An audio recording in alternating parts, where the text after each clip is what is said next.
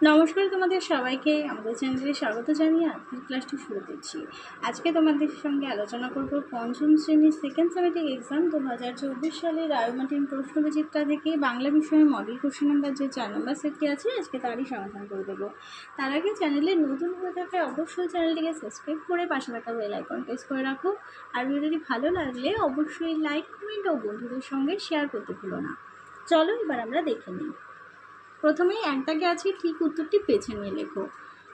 একের এক দাগে আছে ঝড় কবিতায় ঝড় এসেছিল, উত্তর হবে দুপুরবেলা। একের দুই দাগে আছে গল্পে শেয়াল আসলে খুব, উত্তর হবে চালাক। একের তিন দাগে আছে পর্বত কোন লিঙ্কের উদাহরণ, উত্তর হবে ক্লিবলিঙ্গ। এরপরে দেখো চার দাগে বলেছে ভক্তবৃন্দের ভিড়ে মন্দির চত্বর পরিপূর্ণ। রেখাঙ্কিত শব্দটি উত্তর হবে বহু বচন, কারণ ভক্তবৃন্দ মানে অনেক ভক্তকে কিন্তু বোঝানো হয়েছে।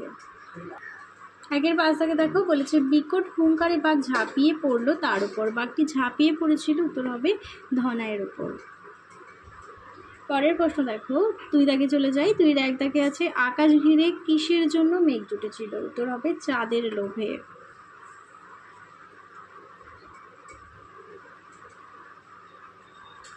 দুই দাগে বলেছে গড়ান গাছের পেছনে কিসের ঝোপ ছিল, উত্তর হবে হেদবন।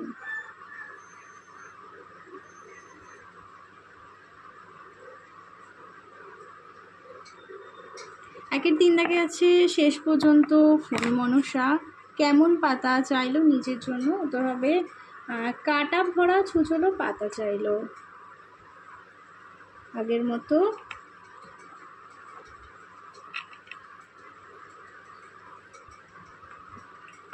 কাটা ভরা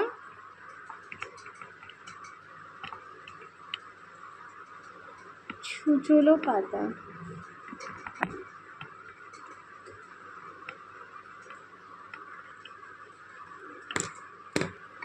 একের চার দাগে আছে গাছটি কখন ভাল্লুক হয়ে যেত, উত্তর হবে বনের মাথায়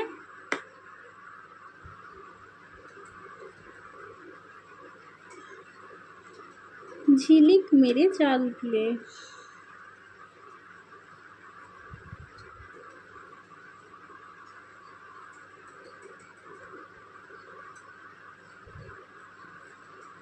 এবারে দেখো দুইয়ের পাঁচ দাগে বলেছে এক বচন কাকে বলে, উদাহরণ দাও, উত্তর হবে যার দ্বারা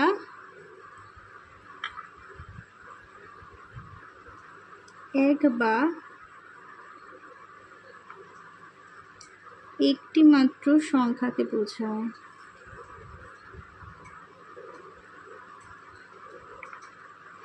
যেমন মেয়েটি, বলটি।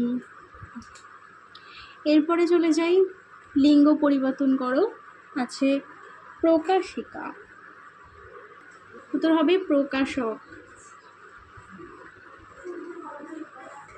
দুইয়ের সাত দাগে আছে গুলো যোগে একটি শব্দ লেখো।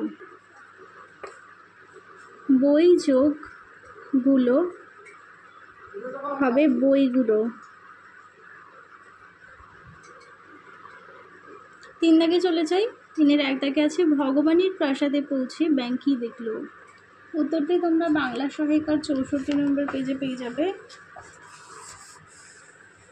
ভগবানের প্রাসাদে পৌঁছে ব্যাঙ দেখলো যে সেখানে সবাই নানান ভোজ ও আনন্দ উৎসবে ব্যস্ত। তাদের স্ত্রী ও মন্ত্রীরা মহানন্দ করছে। এরপরে দুই তিন দাগে আছে তখনই বৃষ্টি নামে, কখন বৃষ্টি নামে, উত্তরটি লিখবে ভগবানের প্রাসাদে জয়লাভ করে ব্যাঙ নিজেদের জয়ে উচ্ছ্বাসিত হয়ে পুকুরে ফিরে যায়। তারপর থেকে যখনই ব্যাঙ ডাকে তখনই বৃষ্টি হয়। এরপরে তিন দাগে আছে ম্যানগ্রোভ বনাঞ্চলের বৈশিষ্ট্য নির্দেশ করো, উত্তরটি বাংলা সহায়িকার 77 নম্বর পেজে আছে। দেখো ম্যানগ্রোভ বনাঞ্চলের উদ্ভিদ চিরসবুজ হয়। এই বনাঞ্চলের উদ্ভিদের গোড়ায় ঠেসমূল ও অধিমূল নির্গত হয়। এই বনাঞ্চলের উদ্ভিদের জরায়ু অঙ্কুরোদ্গম দেখা যায়। এই বনাঞ্চলে শরীরবৃত্তীয় শুষ্ক মৃত্তিকা দেখা যায়। আর এই বনাঞ্চলের উদ্ভিদের শ্বাসমূল দেখা যায়। পরের প্রশ্ন দেখো, 2-এর 4 দাগে আছে কালবৈশাখীর সময় প্রকৃতির রূপ কেমন হয়?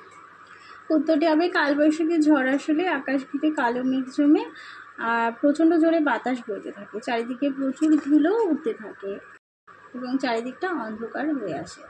এবার দেখো 4 দাগে চলে যাই, বলেছে শীতকালে চড়ুই ভাতি ও পিকনিকের অভিজ্ঞতার কথা জানিয়ে বন্ধুকে একটি চিঠি লেখো। উত্তরটি তোমরা বাংলা সহায়িকার 192 পেজেই পেয়ে যাবে। দেখো 19 নং দমদম রোড, কলকাতা 700074, 4ই জানুয়ারি 2020 সালে। প্রিয় রিজুলা, আশা করি তুই ভালো আছিস। অনেক দিন তোর কোনো চিঠি পাই না। আজ আমি তোকে এই বছরের শীতে আমাদের চড়ুই ভাতির অভিজ্ঞতার কথা জানিয়ে এই চিঠিটা লিখছি। এবছর 1 জানুয়ারি আমরা বাড়ির সকলে মিলে এক চড়ুই ভাতির আয়োজন করেছিলাম। চড়ুই ভাতির উদ্দেশ্যে আমরা গিয়েছিলাম দেউলটির কাছাকাছি একটি বাগান বাড়িতে। ভোরবেলা উঠেই আমরা সকাল 10টার মধ্যে গাড়ি করে আমাদের গন্তব্যস্থলে রওনা দিয়েছিলাম। দেওয়ালটি পৌঁছে আমরা লুচি, আলুরদম, জয়নগরের মোয়া দিয়ে প্রাতরাশ করে নিয়েছিলাম। মা, কাকিমা আর ছোট মাসিরা দুপুরে রান্নার আয়োজন করছিল। আমি, বাবা, কাকা এবং আরও কয়েকজন মিলে ব্যাডমিন্টন খেলতে শুরু করলাম। একটু পরে আমরা শরৎচন্দ্রের ভিটের বাড়ি দেখতে গেলাম। সেখান থেকে ফিরতে দুপুর হয়ে গেল। সবাই মিলে মজা করে মাংস, ভাত, চাটনি, দই খেলাম। খাওয়ার পরে আমরা সবাই মিলে রুমাল চোর খেললাম। একটু পরেই বিকেল হয়ে গেল। সব জিনিসপত্র গুটিয়ে আমরা বাড়ির পথে রওনা দিলাম। খুব ভালো কাটলো। আজ এখানেই শেষ করছি। তুই ভালো থাকিস। কাকু কাকিমাকে আমার প্রণাম জানাস। তুই আমার ভালোবাসা নিস। ইতি, তোর বন্ধু অপরূপা। এদিকে দেখো বান্ধবীর ঠিকানা দিতে হবে, ডাকটিকিট দিতে হবে। রিজুদা ঘোষ, প্রযত্নে Meghdut Ghosh, 2B9 Chittaranjan park, Delhi, pin code 110019। তাহলে চলো তোমাদের 4 নাম্বার পর্যন্ত মডেল সেটটি সমাধান করে দিলাম। ভিডিওটি ভালো লাগলে অবশ্যই লাইক, কমেন্ট, বন্ধুদের সঙ্গে শেয়ার করতে ভুলো না।